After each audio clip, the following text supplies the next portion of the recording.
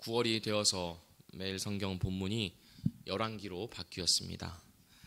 오늘부터 우리가 다루게 될 이 열왕기는 솔로몬이 다윗의 뒤를 이어 왕이 된 주전 971년부터 바벨론의 포로로 끌려가 감옥에 수감되었던 여호야긴이 37년 만에 추록한 주전 597년까지의 역사를 그 배경으로 삼고 있습니다. 400여 년에 이르는 이스라엘과 유다의 왕정시대의 역사를 정리하는 책이라고 할 수 있습니다. 하지만 단순히 정리를 하고 있는 것이 아니라 저자가 일정한 목적과 의도를 가지고 역사를 선별해서 기록한 것이 열왕기입니다. 백과사전식으로 모든 정보를 빠짐없이 다 기록해 놓은 것이 아니라 저자가 자신이 말하고자 하는 바를 위해서 역사 속에서의 사건들을 골라서 기록한 것입니다. 어떤 목적과 의도였을까요? 이것이 하나님의 말씀으로 우리에게 남겨져 있기 때문에 당연히 신학적인 목적과 의도가 있습니다. 신학적이라는 말은 하나님과 관련되어 있다라는 말입니다. 다시 말해서 유다와 이스라엘의 역사를 하나님과 관련시켜서 단순히 관련시키는 정도가 아니라 하나님을 그 중심에 놓고 이스라엘과 유다의 역사를 서술한 것입니다.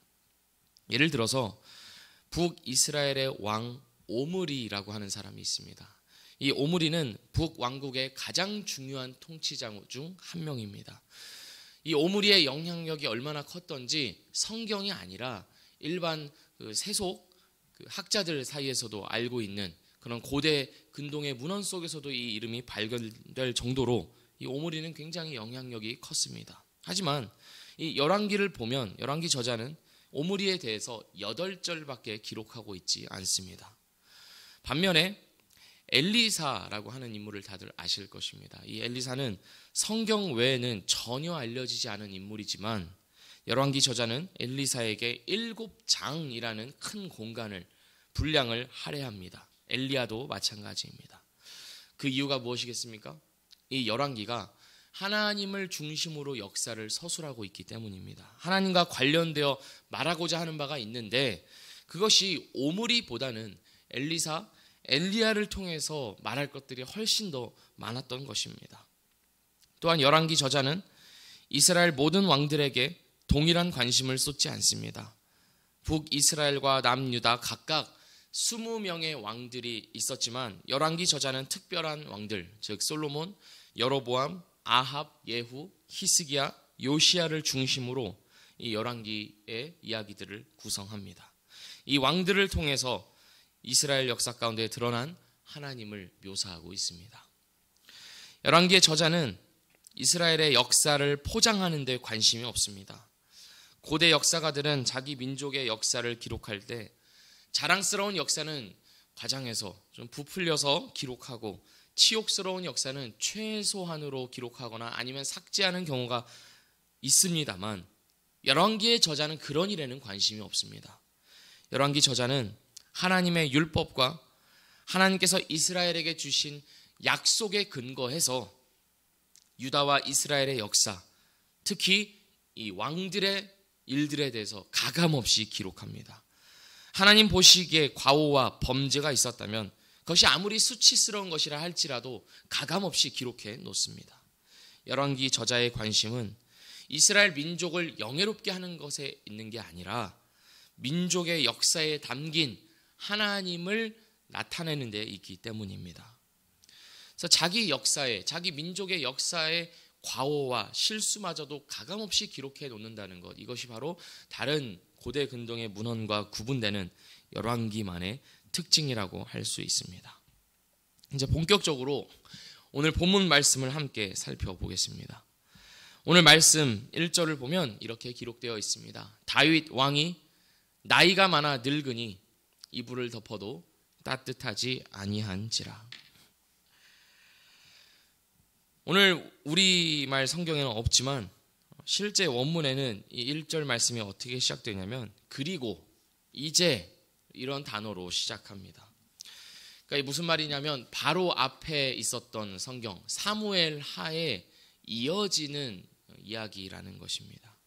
그래서 우리는 열왕기를 더 잘 이해하기 위해서는 사무엘서에서 어떤 일들이 있었는지를 한 번씩 읽고 이 열왕기 묵상을 시작하는 것이 굉장히 큰 도움이 될 것입니다.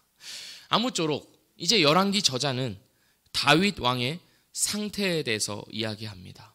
다윗 왕이 나이가 많아 늙었습니다. 사무엘서, 열왕기 이전에 있었던 사무엘서는 어떻게 역사를 기술하였냐면 다윗을 중심으로 그 역사를 계속 진행시켜 왔습니다. 소년 다윗에서부터 사울 왕을 피해 도망다닌 시절을 지나 결국 이스라엘의 왕이 되고 또 왕이 된 이후의 이야기까지 이 다윗의 이야기가 사무엘서의 대부분을 차지합니다. 그랬던 다윗이 이제는 어떻게 되었습니까? 나이가 많아 늙었습니다. 그가 역사의 무대에서 퇴장할 때가 임박했다는 것을 암시하는 것입니다. 다윗은 이불을 덮어도 따뜻하지 않습니다. 다윗의 몸이 여러 가지 병으로 인해 극도로 쇠약해졌음을 암시하는 대목입니다. 역사를 주도했던 다윗이 이제 병약해진 노인이 되어 죽음을 기다리고 있습니다. 당시 남자의 평균 수명이 50세였던 것을 생각해 봤을 때 현재 70세 정도가 되어 있는 다윗은 굉장히 많은 어떤 병과 또 아픔을 지니고 있었을 것입니다. 다윗이 중심을 그동안 잡고 있었지만 이제 그 중심이 흔들리고 뽑히려고 하고 있습니다. 이스라엘의 역사는 이제 어떻게 될까요?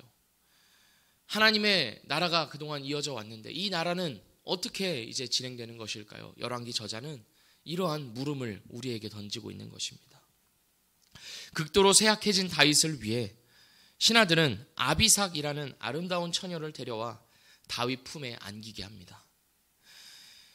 이것은 단순히 시중을 들게 하는 것이 아니라 다윗 왕의 그 늙은 왕의 성욕을 자극해서 기력을 어떻게든 회복하게 하려는 그 신하들의 의도였던 것입니다. 다윗이 얼마나 비참합니까? 얼마나 그의 영향력이 없으면 이제 왕이 주도적인 결정을 내리는 것이 아니라 주변 신하들이 왕을 위해서 이것이 좋을 것이다 라고 고민하고 결정해서 그냥 실행하고 있습니다. 근데 더욱 안타까운 것은 그렇게 데려다 놓은 아비삭과 다윗이 관계하지 않았다는 것입니다. 4절 말씀입니다. 이 처녀는 심히 아름다워 그가 왕을 받들어 시중 들었으나 왕이 잠자리는 같이 하지 아니하였더라. 대부분의 학자들은 다윗이 의도적으로 어떤 자기의 아내들이 있기 때문에 그 아내들에 대한 어떤 정결을 지키기 위해서 이렇게 잠자리를 같이 하지 않은 게 아니라 그런 의도가 아니라 하고 싶어도 할 수 없었을 것이다. 이렇게 학자들은 결론을 내립니다. 그만큼 다윗이 노쇠하고 병약해졌다는 것을 드러내고 있는 것입니다. 그래서 1절부터 4절까지의 말씀은 이렇게 다윗이 노쇠하고 병약하였는데 이렇게 비참한 상태까지 이르렀는데 이스라엘의 역사는 어떻게 되는 것인가? 도대체 누가 다음 왕이 될 것인가? 라는 의문을 제기하고 있는 것입니다. 아니나 다를까 이제 5절이 되면 다윗의 아들 아도니아가 이렇게 말합니다. 내가 왕이 되리라. 아도니아는 왕이 아닙니다. 그러나 아도니아는 스스로 왕이 되고자 합니다. 열왕기 저자가 말하고 있는 바와 같이 자기 자신을 스스로 높인 것입니다. 다윗 왕의 통치력이 사라져 이스라엘의 안녕과 번영이 흔들리려고 하는 이때에 이 혼란스러운 정국이 더욱 혼란스러워질 것을 보여주고 있습니다. 물론 아도니아는 나이 순으로 보면 차기 왕이 될 사람이 맞습니다. 첫째 아들 암논은 셋째 아들 압살롬의 손에 의해 죽임을 당했고 그리고 그 압살롬 역시 아버지에게 반역을 일으켰다가 전쟁에서 요압 장군에 의해 죽임을 당했습니다. 그리고 둘째 아들 길르압에 대한 기록이 단 한 군데 외에는 등장하지 않는 것으로 보아 일찍 죽었을 것이라고 학자들은 추정합니다. 그래서 넷째 아들인 아도니아가 왕위를 계승하는 것이 아주 자연스럽고 바람직해 보입니다. 하지만 이스라엘은 다른 세속의 나라들과는 달리 나이 순으로 또는 외모로 어떤 실력으로 왕으로 세워지지 않았습니다. 오직 하나님이 택하시고 하나님이 보내신 선지자에 의해 기름 부음을 받은 자만이 이스라엘의 왕으로 세워졌습니다. 그리고 하나님은 이미 앞선 말씀에 솔로몬에 의해서 이제 이스라엘의 왕이 세워질 것이다라고 말씀하셨습니다. 그런데 아도니아는 스스로 왕이 되고자 하는 것입니다. 왕의 권위와 힘을 상징하는 병거와 기병과 호위병을 준비합니다. 또한 7절을 보시면 이스라엘의 군대 장관 요압과 제사장 아비아다를 자기 편으로 끌어들입니다. 그리고 9절을 보시면 아도니아는 자기 측근 사람들을 다 불러서 왕의 아들까지도 다 불러놓고 잔치를 배설하여 자신의 왕됨을 선포하고 자축하고 있습니다. 참으로 혼란스럽습니다. 다윗 왕은 노쇠하여 침실에 누워 죽을 날만 기다리고 있습니다. 아직 다음 왕은 결정되지 않은 상황입니다. 그런데 아들 한 명이 스스로 왕 행사를 하면서 궁정을 장악하고 나라를 다스리기 위해 세력을 키우고 있습니다. 이스라엘은 어떻게 될까요? 하나님께서 세우신 이 나라가 이제 사람의 뜻에 의해 좌지우지되고 우왕좌왕 흔들리는 것일까요? 하나님께서 다윗에게 약속하신 말씀, 내가 너를 통하여 영원한 나라를 세우겠다고 하신 그 말씀은 더 이상 유효하지 않은 것일까요? 열왕기 저자는 그렇지 않다라고 말합니다. 이스라엘에서 영향력이 컸던 장군 요압과 제사장 아비아달이 아도니아 편에 있었지만 또 다른 제사장 사독을 비롯하여 브나야, 나단, 시므이, 레이 그리고 다윗의 용사들은 아도니아와 함께하지 않았음을 8절에서 말하고 있습니다. 제가 읽어보겠습니다. 제사장 사독과 여호야다의 아들 브나야와 선지자 나단과 시므이와 레이와 다윗의 용사들은 아도니아와 같이 하지 아니하였더라.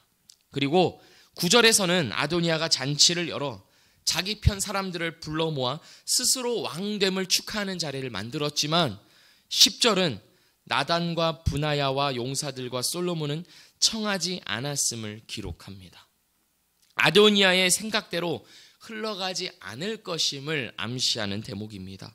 특히 10절은 솔로몬의 이름을 처음으로 기록하면서 솔로몬이 앞으로 이스라엘의 역사에서 중요한 대목을 차지할 것임을 암시하고 있습니다. 드러내고 있습니다. 하나님께서 약속하시고 말씀하셨던 솔로몬이 결국에는 왕이 될 것임을 피력하고 있는 것입니다. 우리는 오늘 말씀을 통해 다음과 같은 사실을 배울 수 있습니다. 하나님의 역사는 사람의 뜻대로 되지 않는다는 사실입니다.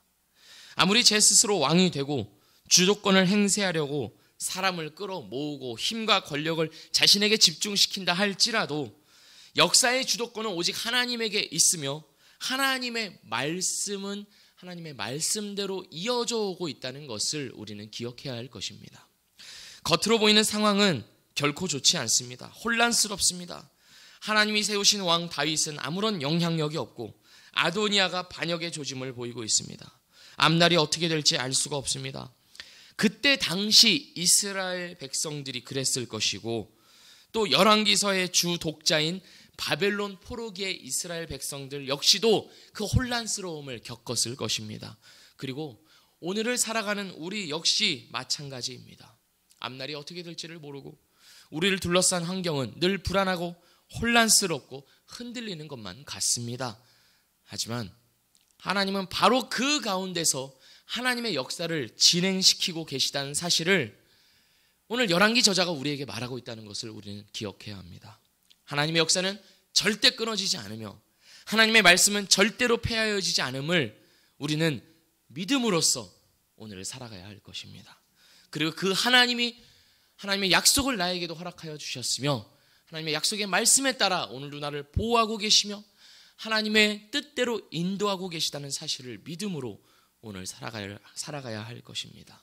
오늘 말씀 마지막에 솔로몬이라는 단어를 살짝 얹음으로써 이스라엘이 여전히 하나님의 약속과 말씀이 유효하다는 것을 하나님의 그 약속이 이어지고 있다는 것을 암시했던 것처럼 오늘날 우리에게는 그 하나님의 약속의 실체, 하나님의 말씀 그 자체이신 예수 그리스도, 그분이 우리에게 이미 주어져 있으며 암시된 것이 아니라 밝히 드러나 있음을 기억하며 그분을 붙잡고 살아가야 함을 열왕기 저자가 오늘 우리에게 말하고 있는 것입니다.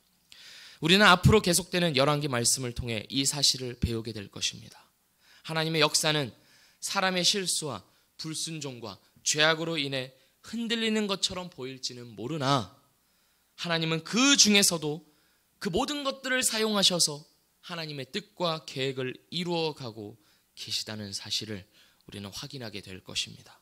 그리고 우리는 그 하나님의 역사의 일부로서, 하나님의 역사의 한 중심에 있는 자들로서, 하나님의 언약과 약속의 대상으로서 이 시대에 하나님의 부름을 받아 살아가고 있다는 사실을 우리는 더 확실하게 확인하게 될 것입니다.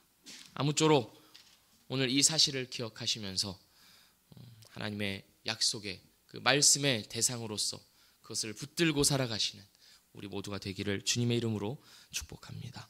기도하겠습니다. 하나님 아버지, 하나님의 말씀은 폐하여진 적이 없고 하나님의 역사는 끊어진 적이 없음을 오늘 말씀을 통해서 확인합니다. 하나님, 바라옵기는 이제 앞으로 시작되는 열왕기서 묵상을 통하여서 하나님의 일하심과 하나님의 구원과 하나님의 성품을 더욱 알아가고 닮아가는 우리 모두가 되게 하여 주시옵소서. 하나님의 역사가 과거의 역사 가운데 똑똑히 드러났음을 보게 하여 주시오며, 그리고 그 하나님이 동일하게 우리의 역사 가운데에서도 그 일들을 진행시켜가고 계심을 우리의 두 눈으로, 우리의 믿음으로 똑똑히 확인하는 복을 우리 모두에게 더하여 주시옵소서. 예수 그리스도의 이름으로 기도합니다. 아멘.